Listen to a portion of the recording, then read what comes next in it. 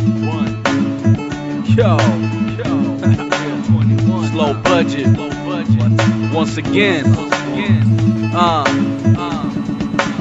Good morning, everybody, and welcome to today's show. Today is May 5th, 2023, and it is a Friday. Happy Cinco de Mayo to everybody out there. And if we're still on the Star Wars theme, today is Revenge of the 5th. I'm here with my granddaughter again, watching her, something I love doing. Yeah, she might join us on the show later. A lot of stuff to talk about today, a lot of stuff to go over. I got a lot of Snapchat and Instagram questions to answer. Just a busy show, so let's get into it. I want to start off with, since it's Cinco de Mayo, a little bit of history of Cinco de Mayo. A lot of people don't know, especially us Americanized Mexicans. A lot of people think it's Mexican Independence Day, which is not. That's in September. Cinco de Mayo is actually, and here's what's funny about Cinco de Mayo. It's mainly celebrated in the U.S. It's a U.S. holiday. It's a celebration of the Battle of Puebla, where the Mexican army, well, not even an army, it was like indigenous people, just farmers. They beat the French. The French were trying to attack, and they were outnumbered 3-1. 6,000 to 2,000 people, and they held them off and fought them back and made them retreat until aid from U.S. and more Mexican military was able to join. So it's just a day of pride for Mexicans. So that's why it started in the 60s. It started gaining, started gaining momentum in the 60s and it's just started getting celebrated more and more. And like I said, it's mainly a U.S. holiday. It's celebrated big in Mexico, in the state of Puebla, obviously, because that's where the battle happened, and other little parts of Mexico. But it's not a widely holiday over there in Mexico. It's a U.S. holiday where it's pride. It's about national pride, Mexican pride, and of course celebrated with parades and mariachis and tacos and good food and all that good stuff. But just want to give a little bit of background on Cinco de Mayo. It's not Mexican Independence Day. It just commemorates the Battle of Puebla, where the U.S. defeated and at that time, the French army was undefeated, led by Napoleon III. Yeah, they were undefeated. So these farmers with pitchforks and whatever else was available held them off. So great victory, great history right there. Next thing I want to get into, after yesterday's show, I guess I started a big, me, the troublemaker, the town whatever. I made a post. Obviously, I made my thoughts on the school, and I'm gonna go indoor. And I knew once I opened up the floodgates, you know how many messages, phone calls, text, people talk to me in person about their experience with the school, and I knew it was going to be like that. I know I'm not the only one with problems, and I've always spoke for the people. There's so many people that want to say stuff, but they don't, because of fear of the backlash, fear of repercussions. I don't care about none of that. Just like last year when I talked to the president of the Little League about the prices at the snack bar, it wasn't just me. I heard it from about 10 people, and they knew to come to me. Right away, they knew to come to me that I would speak up for the people. And that's what this situation is. It's not just, oh, Earl has another grief. Earl, wants to start trouble. It's not just Earl. It's me listening to everybody, me talking to people, and I will be the voice for the people. I have no problems being the voice for the people. So I got a lot of messages, and like I said, I knew people were going to be on my side about it. It's disturbing. A lot of the stuff I'm hearing that goes on at the school is just disturbing. And let me start with my Facebook post. And I didn't get screenshots. I didn't know it was going to be deleted by the admins. And again, I didn't know I woke up in Russia where, my First Amendment rights aren't going to be, respected, and people delete posts. If they had a problem with my post, they could have turned off comedy. If it was starting to go, because I understand you're running a page and once it starts getting out of hand, but you can just turn off comedy. You don't have to delete the post. A lot of good stuff was said on that post. Other people could have read it, and you could just turn off comedy. But anyway, the first thing this person asked me is, why do I hate the school district so much? I don't hate the school district. My whole thing with this getting on the school is just that they need to be held accountable for their actions. You know what I mean? If you got administrators that are constantly, yelling, raising their voice, again, like I said yesterday, if they constantly got to apologize for yelling, maybe you need better training. There's no reason if you're an administrator that you have to raise your voice past a certain decibel. If you have to do that, you are obviously not trained for that position. I'm sorry. If you're a principal, and I've seen the principal yell, others have told me the principal yell. If you have to yell or raise your voice past a certain decibel, you are not qualified for your position. I'm sorry, because if this was work and my supervisor yelled at me, that's not going to fly. And nobody here would go to work if your supervisor's yelling at you. It's just not going to fly. And the same at school. Teachers need to be held accountable. Administrators need to be held accountable. And that's where my whole agenda is. Trying to get these people to be held accountable for their actions. So so the person was like, "Why do I hate? I don't hate the school. I don't." And so, some of the stuff they were saying was like, "It's not all school districts. Every school district has their faults." You want to know the difference between our school district and other school district? Our school district has less than 200 kids in the whole school. Other school districts have multiple schools involved. You're talking about 5 to 8, 10,000 kids in a school district. So yeah, they're going to have their problems. Our school has literally less than 200 kids. And I would have to say, just off the top of my head, only about 100 are high school, junior high and high school kids. And I would say, I'd split it that way. Maybe 80, 50-50. So you're talking about the problems. You're talking about every school district has their problems. If you're a principal here at the school, you're only principal, you're only in charge of less than 200 kids. Like I said, other schools have 10 times as many kids, so 10 times as many problems. So if you can't handle it in our little school, you know what? You're not going to be able to handle it anywhere. So again, back, I go off track. I get, I go off track a lot. So let me try to get back on track. So I'm going to start off with just some of the questions I've gotten on Instagram and Snap. Remember, these are anonymous. Since you aren't coaching football, spill the beans. You guys have gotten soft. Yeah, I don't know what to spill the beans on. But one thing, like I said, I will talk about, and I found this out yesterday. I don't know whose genius idea was this, who brainstormed this idea, but they're shutting down the gym and the weight room starting on Monday. So that means no summer workout, because that just makes a lot of sense. Every other school is way ahead of us. They've been working. You know what? At other schools, when the summer programs start, the off season, the week after the season ends. So if you play football at a big school or any school, usually that week, the next week after it ends, they're already training for the next year. Nope, not Samuel. Football practice just started. I heard yesterday. My son never got a text. I didn't get a text, so I don't. But we heard football practice just started yesterday. Summer workouts. And they're already shutting it down. And they're talking about it might go till June. Now, here's another thing that I brought up to the superintendent. Our workout facility, even to begin with, is a joke. I got pictures of some of the equipment, how just ripped apart it is. Just, oh my God, the worst condition you could think of. And this is what they want our athletes to train on. I got pictures. I'll probably post them on the page, but it's just, I showed her this. I go, this is just ridiculous. I see schools like Kearney, Ray, state-of-the-art facilities for working out, for weightlifting.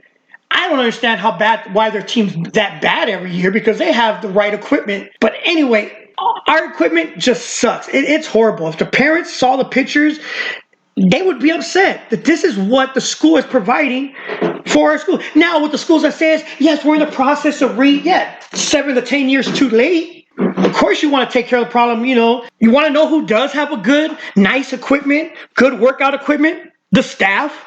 The staff, if you see the staff weight room, like, whoa, this is a nice gym. No one uses it. From what I hear, one or two, couple of people use it. That's it. Football players, wrestlers, basketball players, they get junky, used equipment. The wrestling mats are over 20 years old. Yeah, over 20 years old. It's ridiculous. And then you wonder why Samuel doesn't do good in sports every year. Why the only teams we can usually beat up in football are reservation teams. They are setting us up for failure. Not having a summer workout? That's unheard of. But this is great old Samuel, the brainstorming administrators. This is a good idea, but let's not touch the staff weight room. No. That equipment's too good. It's never used. But so let's give the staff the greatest equipment to work out on that they're not going to use. But no, football, basketball, wrestling, track, softball, whatever, every other sport, you're shut down. You get this junky equipment, and now you're shut down. So yeah, genius idea there, Samuel. So let's see the next question. Why can't the school keep teachers? Why did Rocky get in trouble?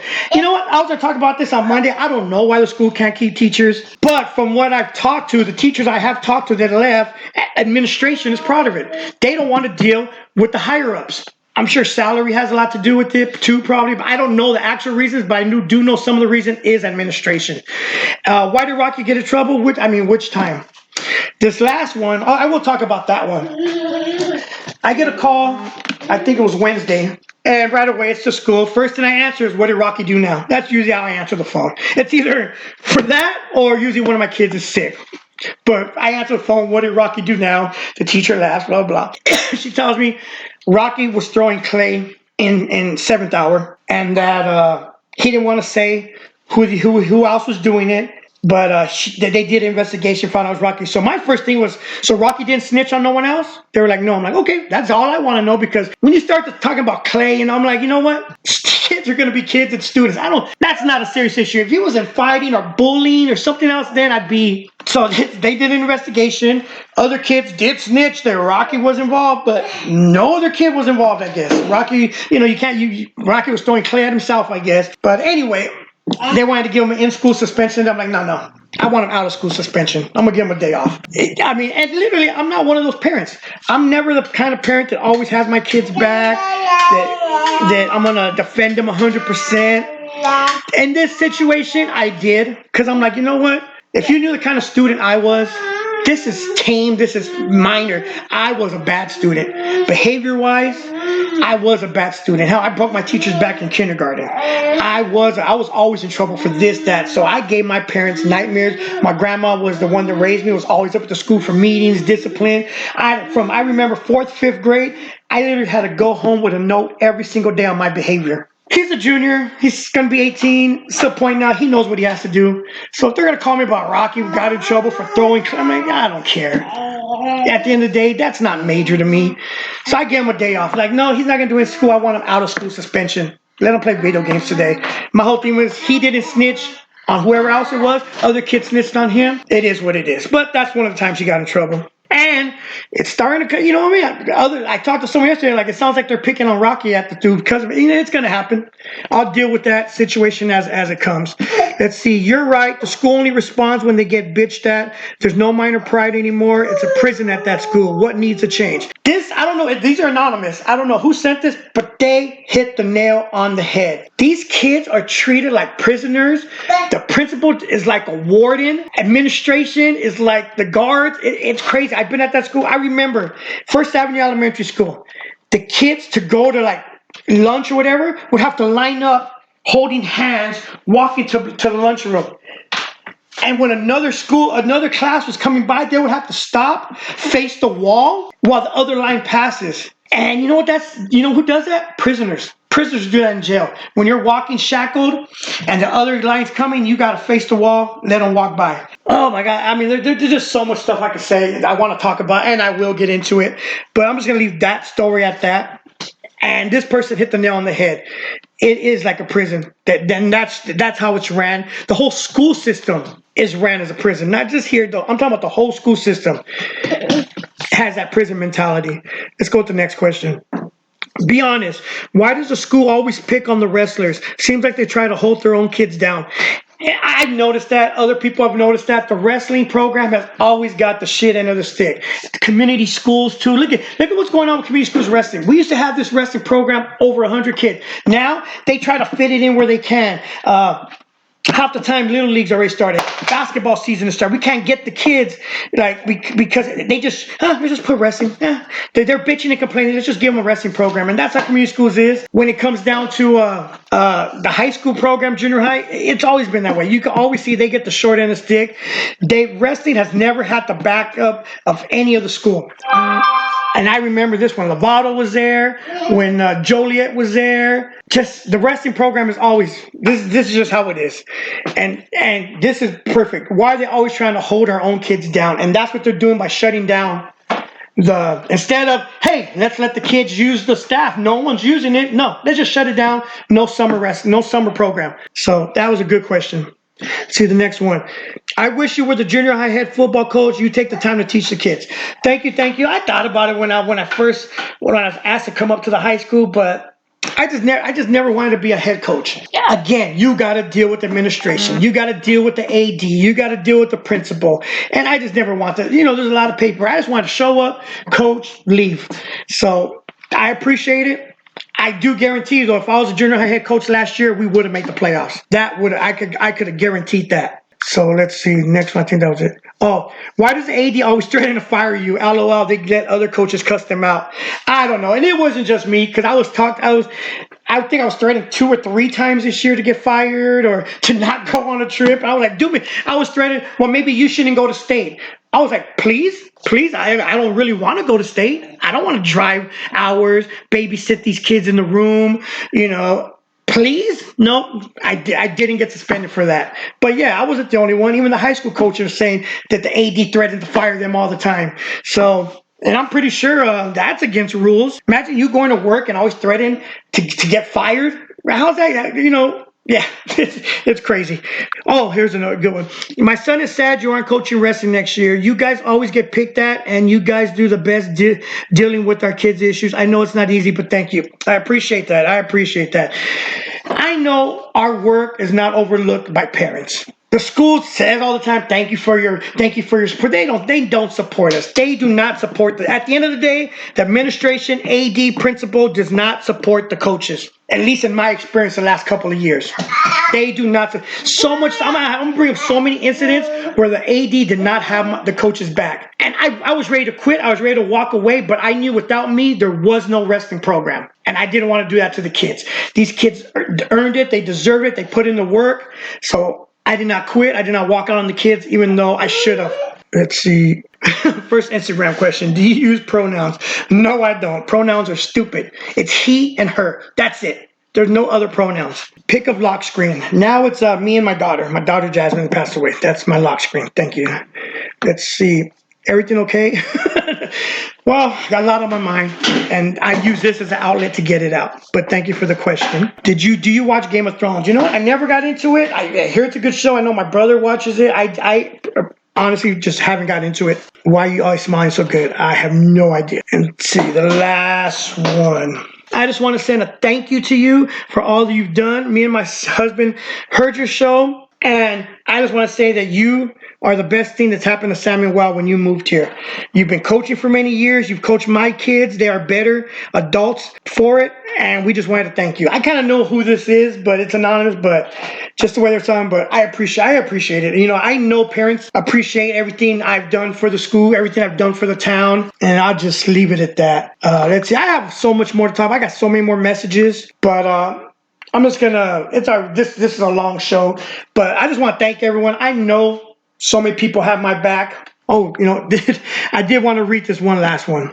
Someone sent me a message. Am I worried about any repercussions by discussing all this about this? So at the end of the day, what repercussions are we talking about here?